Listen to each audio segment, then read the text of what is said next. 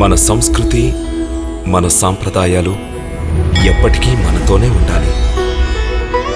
భారతదేశపు మహా గ్రంథాలు, కావ్యాల సంపూర్ణ సంకలనం. సబ్స్క్రైబ్ చేయండి. తిలక్.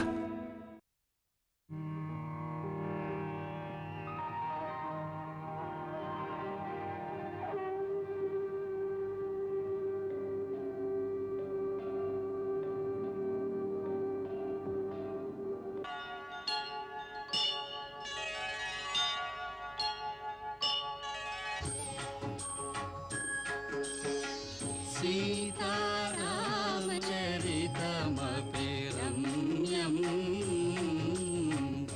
मधुर मधुर शुभ श्रवणानन्दम्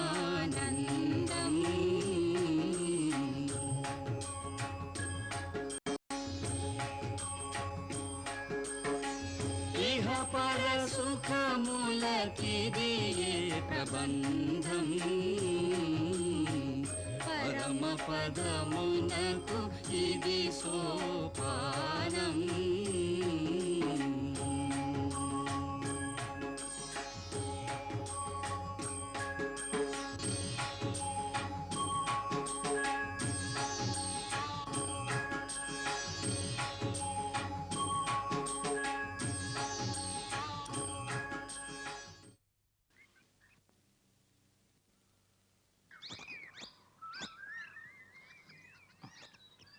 ప్రణామం మంత్రివర్య, ప్రణామం. ప్రణామం. మంత్రివర్య, తమరింకా అయోధ్యకి వెళ్ళనే లేదా? నిషాద రాజా, నేను అనుక్షణం ప్రయత్నిస్తున్నాను. రథానికి గుర్రాలను కడుతున్నాను, కానీ మా రథం అయోధ్య వైపుకు సాగడం లేదు. ఏం చెయ్యను? అయోధ్య నగర వాసులకు నా ముఖం ఎలా చూపించను? నాకు ధైర్యం చాలడం లేదు. నిషాదరాజా, ఒక్క విషయం చెప్పండి. రాముణ్ణి మీరు ఎక్కడ వదిలి వచ్చారు? అయ్యా, మేము వారిని వదలటం ఏమిటయ్యా? ఆయనే మమ్మల్ని వదిలేసి చిత్రకూటం కేసి వెళ్ళారు. మంచిది, మేము చిత్రకూటం వెళ్తాం. వద్దు మంత్రివర్య, తమరికి రామచంద్రుల ఆజ్ఞ గుర్తులేదా?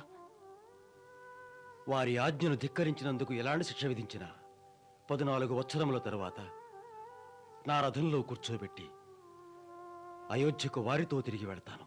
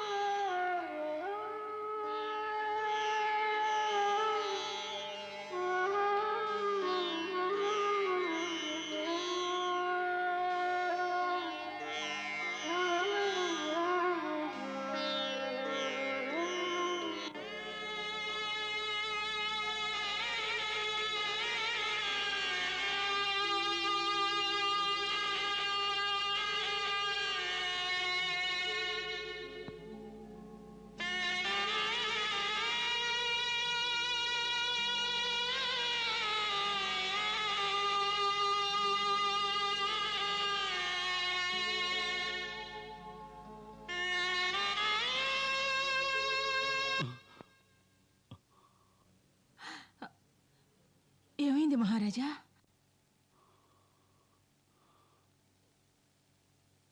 కౌసల్య, రాముడు సుమంతునితో తిరిగి వచ్చేసాడా? లేదు. దుఃఖించ కౌసల్య, వస్తున్నాడు, అడుగో వస్తున్నాడు. వస్తున్నాడు మా రాముడు. అడుగో అడుగో వస్తున్నాడు మా రాముడు. మా రాముడు రథంలో కూర్చుని వస్తున్నాడు. శోకముతో దశరథ రాజే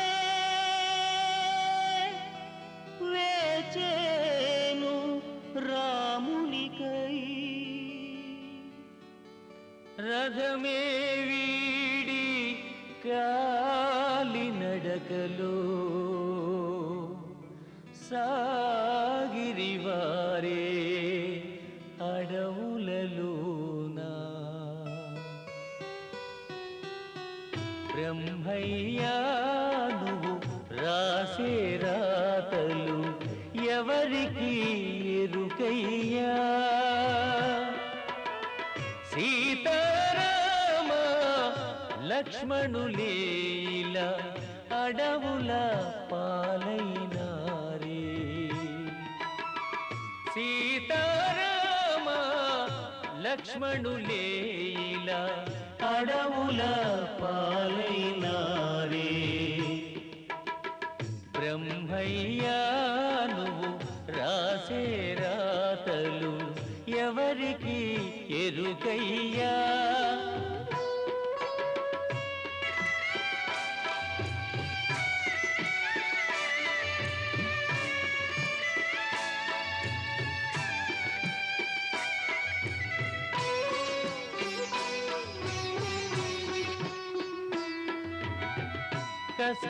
కష్టాలెరుగని సుకుమారులగా కనివిని ఎరుగని ఈ వనవాసం. కష్టాలెరుగని సుకుమారులగా కనివిని ఎరుగని ఈ వనవాసం.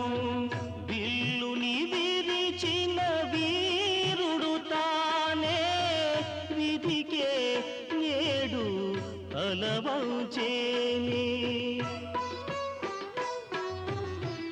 అందరి బాధలు తీర్చేవారే వ్యధలకు లోనైనారే. సీతారామ లక్ష్మణులేలా అడవుల పాలైనారే. బ్రహ్మయ్యా నువ్వు రాసే రాతలు ఎవరికి ఎరుకయ్యా.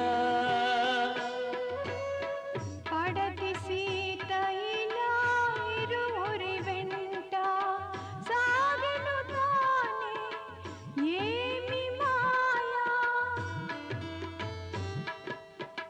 పయనించే ఆ దారులలోన పాదములందు గాయములాయి.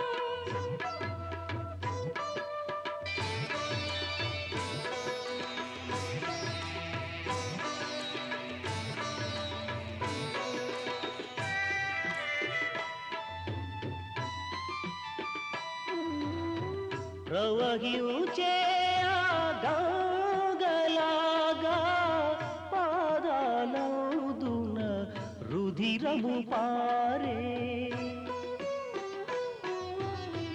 బాధలు మరచి సహనము తోడా నగవులు చిందించినారే. సీతారామ లక్ష్మణులేలా అడవుల పాలైనారే. బ్రహ్మయ్యా నువ్వు రాసే రాతలు ఎవరికి ఎరుకయ్యా. సీతారామ లక్ష్మణులేలా అడవుల పాలైనారే. సీతారామ లక్ష్మణులేలా అడవుల పాలైనారే. ఇంకా ఎక్కువ కాలం మనం ఇక్కడ ఉండలేం. సత్వరమే అయోధ్యకు వెళ్ళాలి. రామచంద్రుల వారిని చూడాలని మనసు ఉబలాట పడుతోంది. అరుగు తాతగారే వేయించేశారు. ప్రణామం తాతయ్య. ఆయుష్మాన్ భవ, కళ్యాణమస్తు. చిరకాలం వర్ధిల్లు చిరంజీవ. మీరు నిర్లిప్తంగా ఉంటున్నారని మీ మామగారు యుధాజిత్ అంటున్నారు. తాతగారి ఇల్లంటే ఇంతలోనే విరక్తి కలిగిందా? మాతో గుర్తుకొస్తున్నారా? వాస్తవానికి ఆత్మీయులందరూ గుర్తొస్తున్నారు. ఏ మేం మీ ఆత్మీయులం కావా? అది కాదు మామయ్య గారు, మీ వాత్సల్యంతో అయోధ్యనే మర్చిపోయాం. ప్రస్తుతం మేము చెప్పమా తాతగారు, భరతుల వారికి కొన్ని రోజులుగా అందరికంటే ఎక్కువగా మా అగ్రజులు రామచంద్రులు గుర్తుకొస్తున్నారు. తప్పకుండా రాముల వారు కూడా మిమ్మల్ని తలుచుకునే ఉంటారు. ఆత్మతరంగాలు ఇరువైపుల నుంచి హృదయ తీగలను మీటి ఉంటాయి. అగ్రజులు శ్రీరామచంద్రులు అన్నారు త్వరలోనే సందేశం పంపించి రప్పిస్తామని. కానీ ఎందుకో వారి రూపం నా మనసు నుండి తొలగటం లేదు. చిత్ర విచిత్రమైన అపశకునాలు గోచరిస్తున్నాయి. భయంకర స్వప్నాలు వస్తున్నాయి. రూపం తెలియని ఎవరో ఒక స్త్రీ వారి రాజవస్త్రాలు లాగి వివస్త్రుని చేసి అధఃపాతాళానికి తోసింది. వారు దీనంగా మమ్మల్ని పిలుస్తున్నారు. రాజమహల్ కళావిహీనంగా ఉంది. అయోధ్య నగరం నిర్వీర్యంగా ఉంది. నగరం నలువైపులా భయంకర హాహాకారాలు వినిపిస్తున్నాయి. లేదు, తప్పకుండా అయోధ్యలో ఏదో జరగకూడదు జరుగుతోంది. లేదంటే మా మనసులా కీడు శంకించదు.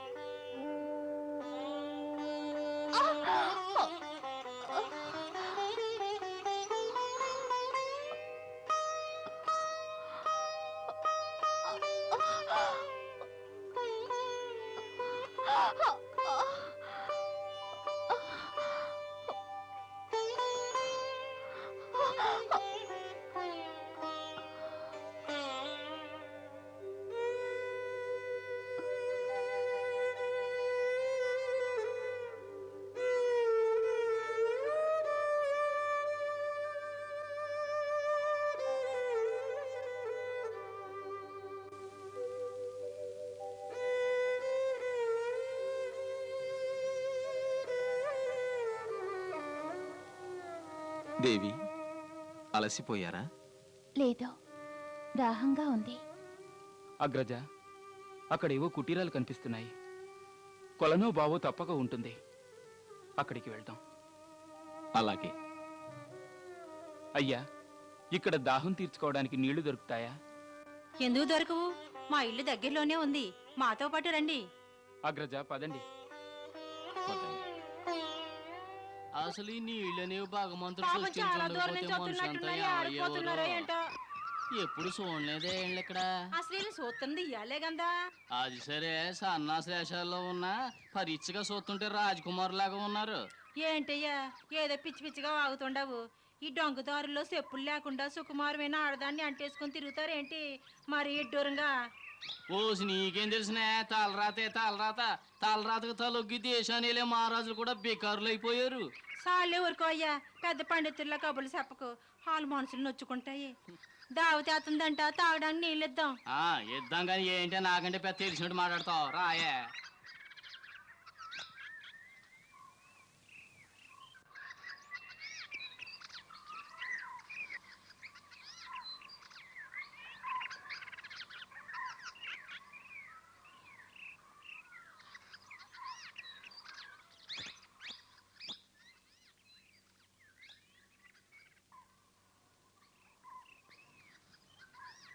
వస్తే దుర్గమ్మ, కొంచెం నూతులోంచి నిలుతోడు.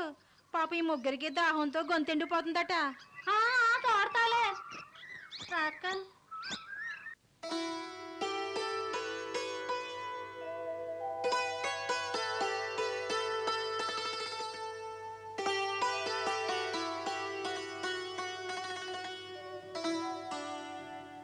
చాలా దూరం నుంచి వచ్చినట్టున్నావు. అలా కూకొని సార్ తీర్చుకో.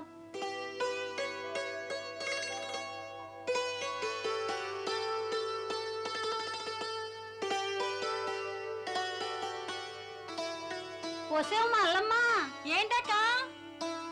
కొంచెం తినటానికి ఏదన్నా బయట పట్టుకురావే. ఇదిగో చెప్తున్నా. పాపం ఆకలితో ఉంటారు. లక్ష్మణ,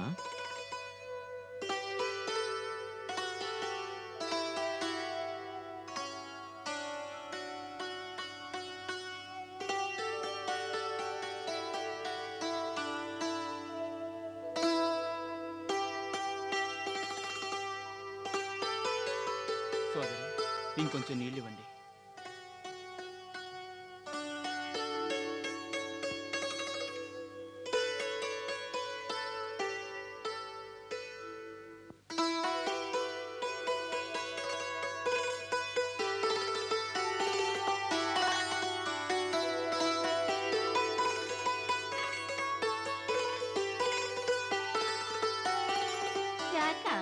ఎవరు మీరు?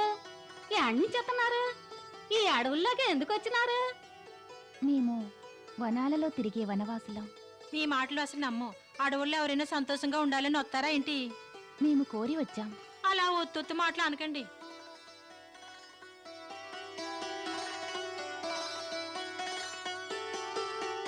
అవును, ఓ మాట చెప్పండి, వాళ్ళిద్దరు ఎవరు? చరణాల చెంత కూర్చున్నవారు మా మరిది గారు, చేతిలో ధనుస్సున్నవారు ఆ నువ్వు కట్టుకున్నాయన అంతేనా? ఆయన పేరేటి పిల్ల? పేరు కట్టుకున్నోడి పేరు ఏ పిల్లైనా చెప్తాదేంటి? నీ పేరేంటో చెప్పు. పోనీ మీ మరిది పేరు చెప్పు. మా నామం సీత, మా మరిది గారు లక్ష్మణుడు. లక్ష్మణ, సీత అయితే మీరు రాములోరా? సీతారామ లక్ష్మణులు మా గూడెంలోనా? అయితే మీరేనా సీతారాం లక్ష్మణులు? ఆ మహారాజు అడవులు కంపింది మిమ్మల్ని. సీత రాములు, ఓర్ దేవుడా, ఎంత గౌరవమైనోళ్ళు వీళ్ళ తల్లిదండ్రులు పువ్వుల్లాంటి కొడుకుల్ని కోడల్ని అడవులకు పంపారు. లేదు సోదరి, మేము స్వయంగా మా ఇచ్చతోనే వనాలకు వచ్చాం. ఎవరు కావాలని వనాలకి రారు. ఇది విధి ఆడిస్తున్న ఆట మహారాజా. తమలాంటి వాళ్లే వనాల్లో కష్టాలు అనిపిస్తే మరి ఆ బొమ్మయ్య రాజభోగాలు ఎవరి కోసం ఇచ్చినట్టు? చెప్పులేంతో పాదాలు సొత్తుంటే దుఃఖం ఆగడం లేదు. తమరు మహారాజులు. సీతమ్మ తల్లి, మేము తెలియక తప్పులు చేసుంటే మమ్మల్ని మన్నించండి అమ్మా. తమరు సెలవిస్తే తమ పాదాల కింద మా చేతులు ఎట్టుకుంటూ మీ వెనకాలే వస్తాం. వద్దు సోదరా, మా గురించి దుఃఖించకండి. మాకు ఎలాంటి కష్టమూ లేదు. ఇక మాకు సెలవియండి. ఇంకా ఈ అడవుల్లో ఏడకపోతారు ప్రభు, ఈ గూడెంలోనే ఉండండి. లేదు సోదరా, మేము చిత్రకూటం వెళ్ళాలి. భరద్వాజ మహర్షి సూచించారు ఆ స్థలమే మాకు ఉత్తమమని. దయచేసి అక్కడికి చేరుకునే మార్గం చెప్పండి చాలు. ఈ మాత్రం దానికి అంత పెద్ద మాటలు ఎందుకు ప్రభు? మేమందరం తమరి వెంటే తమరు సేవలు చేయడానికి వస్తాం. అక్కడ వాల్మీకి ముని ఆశ్రమం ఉంది. వారు అనుమతి తీసుకుని మీకోసం కుటీరం కట్టిస్తాం. మీకు సేవలు చేసే అదృష్టం కలిగింది. అదే మా భాగ్యం. రామా, నేడు మీ రాకతో ఈ వాల్మీకి కుటీరం పావనమైంది. మీ దివ్య తేజస్సు మా ఆశ్రమం అంతా ప్రకాశిస్తోంది. తమ సేవకునికి మహోన్నత స్థానాన్ని ఇస్తున్నారు. ఇది తమరి విశేష గుణం. వాస్తవానికి మీ శ్రీచరణాల వరకు చేరుకోవడమే మా అదృష్టం. తమరి సన్నిధికి చేరినంతనే మనిషికి తన ఆత్మలో మిళితమైన భగవంతుని స్పర్శానుభూతి కలుగుతుంది. ఒక విషయం తెలుసా రామా, మాకెటువంటి అనుభూతి కలుగుతుందంటే భక్తుడి భగవంతుడి సమ్మేళనం జరుగుతున్నట్టుంది. భగవంతుడే స్వయంగా భక్తుడి చెంతకు వచ్చినట్టుగా ఉంది. మహాత్మా, తమరు కవులు. కవి తన కల్పనాశక్తితో తన భావనలకు అనుగుణంగా కొత్త సృష్టిని సృష్టించగలడు. కవులు అంతటి మేధావంతులు. ఒక పాషాణాన్ని కూడా సజీవం చెయ్యగలరు. ఒక సామాన్య మానవుణ్ణి భగవంతుడిగా రూపకల్పన చేసుకోవడం తమలాంటి వారికి కఠిన కార్యం కాదు. ఇది కల్పన కాదు రామా. ఏ మనిషి సాధనతో దైవత్వాన్ని గ్రహించి ఆత్మలో మిళితమై ఉన్న భగవత్ స్వరూపాన్ని దర్శించగలుగుతాడో అతను స్వయంగా భగవంతుడే అవుతాడు. ఇందులో దాగి ఉన్న గూఢ రహస్యాన్ని మీరే తెలియపరుస్తారు. నీ లీలలు ఎరిగిన వారు దేవుడు నీవని నమ్మెదరు. ఇక తమన్ని గుర్తించినవాడు తమలో ఐక్యమైపోతాడు. హే మహాముని, మీ ప్రేమాభిమానాలకు హద్దులు లేవు. అణువణువునా తమరికి తమరు నమ్మిన భగవంతుడే గోచరిస్తున్నాడు. అందులకి మాలాంటి ఒక సాధారణ మానవుణ్ణి కూడా భగవంతుడిని కీర్తిస్తున్నారు. రామా, ఈనాటి వరకు తమరు గావించిన దైవ కార్యాలు తారకవధ, శివధనుర్భంగం, పరశురామ గర్వభంగం అన్నీ మా మనసులో చెరగని ముద్రలు వేసుకున్నాయి. తమరు సామాన్య మానవులు కారు, భగవత్ స్వరూపులు, సాక్షాత్తు కారణ జన్ములు. ఈ ధరిత్రిపై దుష్ట శిక్షణకు శిష్ట రక్షణకు అవతరించిన పుణ్యపురుషులు తమరు. తమరే మా కావ్యనాయకులు రామా. వాస్తవానికి మేమెవరము, మేము ఏ కారణం కోసం జన్మించామో మాకెలా తెలుస్తుంది? ఇది తమలాంటి త్రికాలజ్ఞులే తెలుసుకోగలరు. మేము కేవలం మానవ మాతృలమనే నమ్ముతున్నాం. దశరథుల వారి పుత్రుణ్ణి, రామనామధేయుణ్ణి. ఈ సమయంలో మేము పితాశ్రీ ఆజ్ఞానుసారం మా అనుజుడు లక్ష్మణుడు పత్ని సీతాదేవితో 14 సంవత్సరముల వనవాసం చేయడానికొచ్చాం. మా నివాసం ఎలాంటి స్థలంలో ఉండాలంటే, మా నివాసం వల్ల ఏ తపస్వికి సిద్ధుడికి భంగం కలుగకూడదు. తమరు దయచేసి మాకలాంటి యోగ్యమైన స్థలాన్ని సూచిస్తే అక్కడ నివసిస్తూ మా వనవాసాన్ని కొనసాగిస్తాం. తమరు నివసించడానికి స్థలం నేను సూచించాలా? ముందొక విషయం చెప్పండి. అసలు మీరు లేని స్థలం జగత్తులో ఉందా? ప్రభు, గూఢార్థాలతో మమ్మల్ని తిరస్కరించకండి. ఈ సేవకుడికి చిత్రకూటంలో ఒక స్థలాన్ని ఉపయోగించుకోవడానికి అనుమతినివ్వండి. అక్కడ మేమొక చిన్న కుటీరాన్ని నిర్మించుకుంటాం. వాస్తవానికి మీ కుటీరం ప్రతి భక్తుడి హృదయంలోనూ ఉంది. సంసారిగా అడుగుతున్నారు గనుక సూచిస్తున్నాను. మునిమాన్యులతో విరాజిల్లుతున్న ఈ చిత్రకూటంలోని మందాకిని నదీ తీరాన మీ కుటీరాన్ని నిర్మించుకోండి. పుణ్యనది మందాకిని గంగానదిలో ఒక ధార. వాస్తవానికి దానిని అత్రి మహర్షుల వారి ధర్మపత్ని సతీ అనసూయ తమ తపశ్శక్తితో నీలిపర్వతాల మీదకి తీసుకొచ్చారు.